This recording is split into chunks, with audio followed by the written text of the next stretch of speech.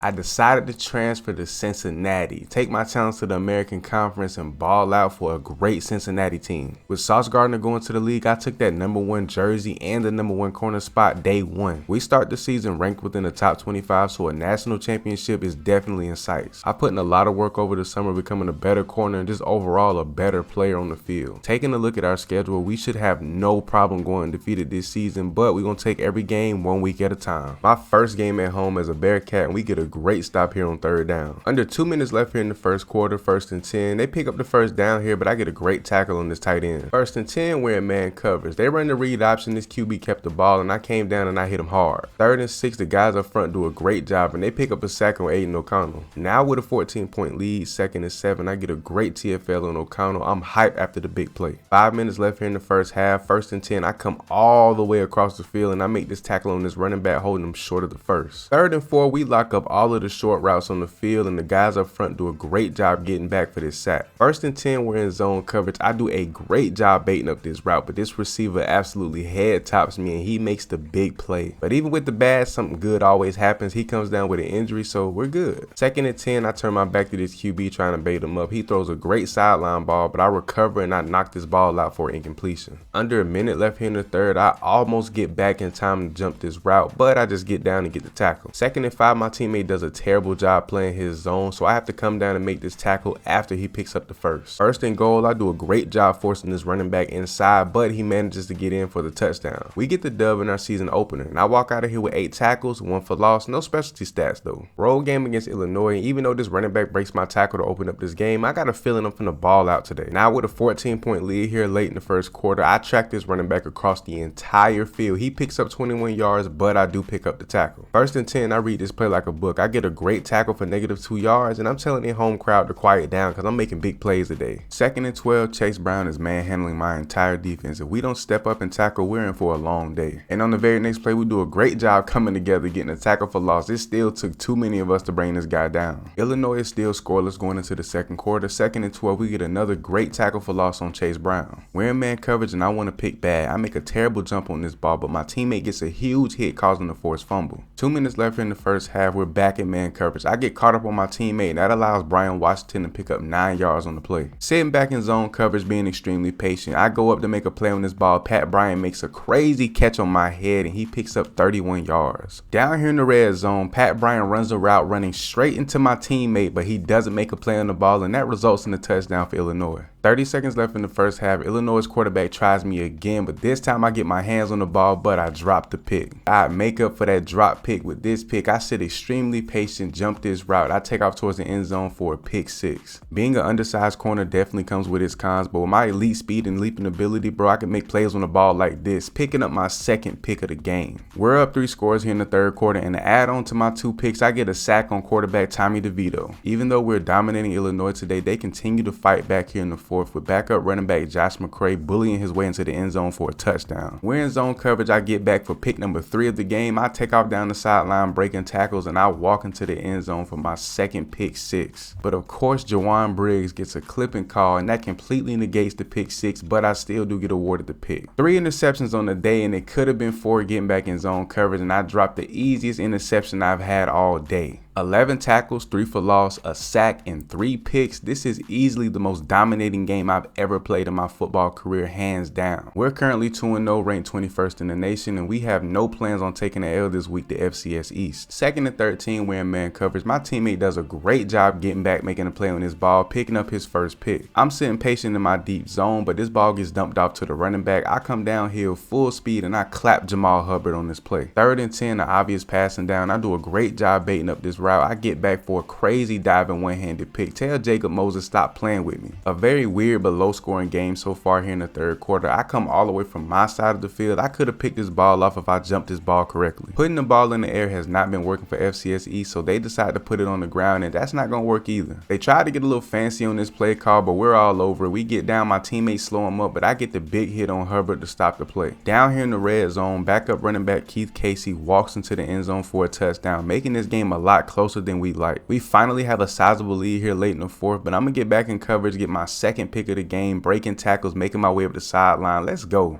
At this point, it's starting to become an every game routine, getting the ball completely snagged over top of my head for a big play. A quiet 6 tackles, 1 for loss, and 2 picks. I did alright today, but we definitely have to blow teams like this out of the water. We got Miami on the road this week. Not the U, but Miami, Ohio. 2nd and 12, this receiver does a terrible job picking up this block. I get a great tackle for loss. My teammates already hyping me up. We're in man coverage. I'm getting back, baiting up this route the best I can. I climb a ladder to make a play on this ball, and I come away with a deflection. But on the other side of the field, my teammates got other plans. My boy CB comes away with a pick to cap off the first quarter. Starting to run away with this game here in the 3rd quarter, but I ain't done making big plays. I made sure Jalen Bester felt all of me on this play. The 3rd quarter is coming to an end. We're in man coverage. I completely abandon my receiver, get back downhill, making a play on the ball, forcing 3rd and 10. 2nd and 16, we're in zone coverage. I completely misjudged this ball, whiff on the tackle, and I give up the most embarrassing touchdown of my career. After giving up a big play, why not give up another? I do a terrible job here in man coverage, allowing this receiver to pick up 16 yards. This has to be the sloppiest game I've ever played. 1st and 10 back in zone coverage. I give up another big 26-yard play. My ball skills are horrible today. 1st and goal, Jalen Bester walks into the end zone for a very easy touchdown. This entire drive is easily just my fault alone. I gave up way too many big plays today. Next week, I definitely have to bounce back with a huge game if I want to make up for such a bad one. This is a 2-2 USF team, but after watching film all week, you cannot sleep on these boys. And with that being said, running back Jay Ham takes off and explodes through a huge hole. I finally run him down after he picks up 34 yards. Now down here in the red zone, 1st and goal, quarterback Timmy McClain rolls his way into the end zone and USF takes an early 7-0 lead. Now here on 3rd and 7, we got zone coverage. I do a terrible job playing my zone, which results in another touchdown for USF. 2nd and 10, I'm trying to bait up my zone and my teammate is completely abandoning his, and Xavier Weaver picks up a 26-yard touchdown. 3rd and 2, Timmy McClain keeps this ball on the read option. He picks up 13 yards on this play. I make the tackle, but we have to step up front. Under 2 minutes left here in the first half. McClain takes off again. I come flying downhill for the big hit, but he does pick up 19. 2nd and goal, Timmy takes off to his left. He walks into the end zone untouched for a touchdown. This entire drive was all him. We got a tie ball game here at the end of the first half, and we're just trying to make plays to keep them out of the end zone or even field goal range. We got to kick this second half off right, and we kick it off in the worst way possible, getting stiff arm, but I recover and I do make the play. Tell my boy, hype me up. Let's go. Offense went down and got 3, which gave us the lead. If we can give them the ball back and go up 10 points, that'll be huge. I told my guys up front they have to start making plays if we want to win this game, and they slowly but surely started to do just that. 2nd and 7, McClain takes off, and my boys finally step up, make a huge play causing the forced fumble. Let's go. USF is very dangerous in the red zone, and they flex that danger walking in for an easy touchdown. Under 2 minutes left in this ball game, it could sway either way. We have to step up on the defensive side and make plays. And when a big play needs to be made, especially when the ball is in the air, you know you can call on Uno to do exactly that. Let's go. I get my first pick of the game. 4th and 13, man coverage. Timmy airs this ball out towards me. I make the play of the game, leaning backwards with one hand batting his ball down.